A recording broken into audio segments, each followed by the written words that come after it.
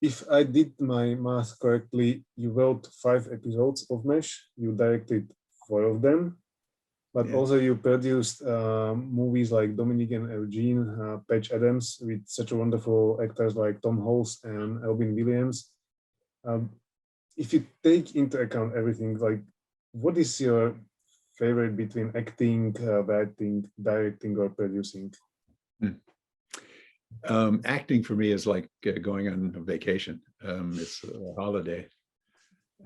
Directing is tougher because you just have a lot of responsibility. Producing is really about selecting properly, appropriate, talented group of people, and then protecting them, letting them do what they do. So I can't say there's one I prefer over the others. I love doing it all because you're part of the creative process. Even if if your face is on camera, that's one part of the creative process. But if you're writing something and people are able to get what you wanted to have portrayed, it's very exciting to see. And producing, I'm incredibly proud of particularly Dominick and Eugene. It's a film that resulted from a story that was sent to me by a man when I was doing MASH. He wrote me a long letter. He said, "You were in the Marines and I was in the Marines, and I have this idea that I wanted to see if you thought might be a movie." So he wrote this very long, complicated story about his experience in the Marine Corps. And I wrote him back and I said, it's not a movie, I don't think. It may be a book. I'd urge you to look at producing, finding somebody to publish it. But it isn't a movie, but you have a knack as a writer. If you ever come up with another idea, I'd be happy to see it. And he probably 6 months or a year later, he sent me a story that was essentially Dominick and Eugene, about these two fraternal twin brothers, one of whom was brain damaged. And I just fell in love with it. But I tried, after MASH was over, I formed a partnership with a friend, and we set up Farrell Productions, and we came very close. He said, "What do you got on your shelf?" He said, "I've got some things on my shelf that I'd like you to read, and then you got some things on your shelf, I assume that I." So I pulled out Dominick and Eugene, and he loved it. And we had an idea then. At the time, I had met Sean Penn and knew his brother only slightly, but I thought Sean and his brother might make interesting Dominick and Eugene.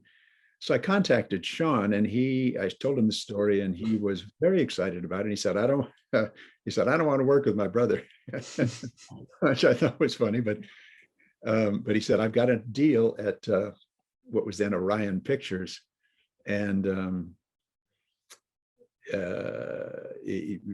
let's talk to them." So we did, and they were very excited, and they gave us the go-ahead to get a script done. Sean wasn't happy with the script, and Orion was happy with it. So then Sean said he wanted to write it himself. And we thought, oh God, what's going to happen is if we don't like what he does, I think we may lose him as an actor. And he was really the kind of connecting device. So we said, sure, okay. So he went off and wrote it and came back, and it was a darker story, that not the one I wanted to tell. So we said, doesn't work for us. And he said, okay, I get it, but I don't want to do but I don't want to do your movie anymore. So we thought, okay, we're going to lose it now. And we went to the studio, and they said, oh no, we love the story. It doesn't matter if Sean doesn't want to do it. We'll find somebody else. So we ultimately were able to find Tom and Ray and Bob Young, the wonderful director.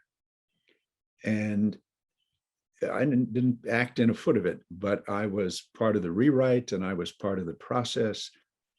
And it was one of the really great creative experiences I've had in this business.